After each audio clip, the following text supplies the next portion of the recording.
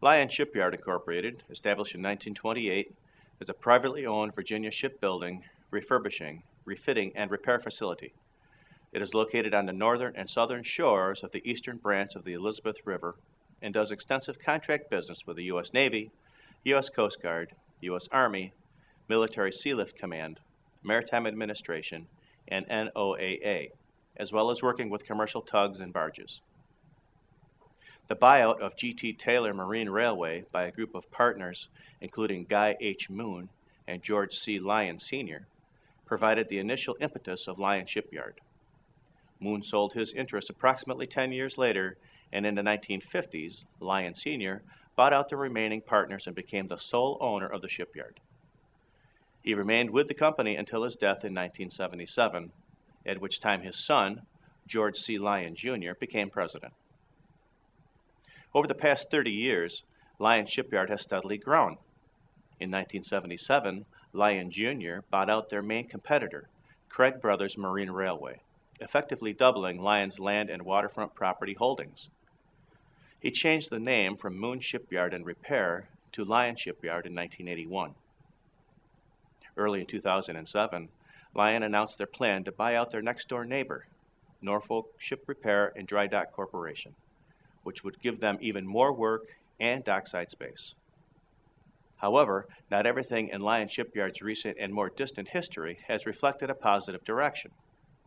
In 1998, city inspectors witnessed thick clouds of paint chips and sandblast grit floating in the air and water surrounding the shipyard. This type of material is often blasted from hulls in preparation for repair work and can contain toxic substances. Virginia requires that shipyards place plastic tarps and filter cloths to catch any residue before it hits the water.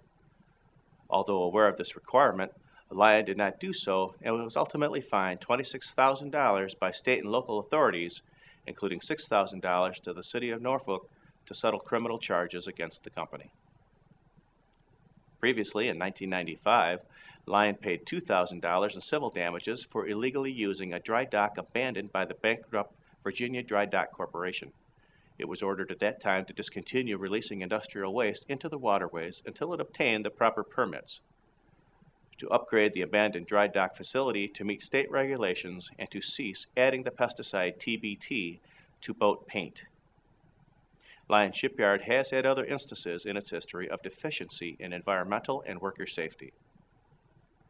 During World War II, the shipyard worked extensively on naval and military vessels. Because of its fire and heat-resistant properties, asbestos was used in over 298 common products found on those ships and was used to insulate boilers, steam, and hot water piping and incinerators. From the 1940s through the 1970s, many Lyon workers were exposed to large amounts of asbestos while doing ship repair, maintenance, and refitting. Because there was poor understanding of the impact of asbestos on the human body at the time, workers did not wear masks or any type of protection.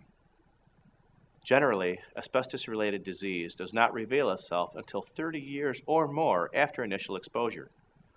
Current studies reveal that mesothelioma around the Lyon Shipyard area occurs at more than 7 times the national rate, and workers employed 20 or more years at the shipyard have an 86% chance of developing asbestosis or lung-related disease.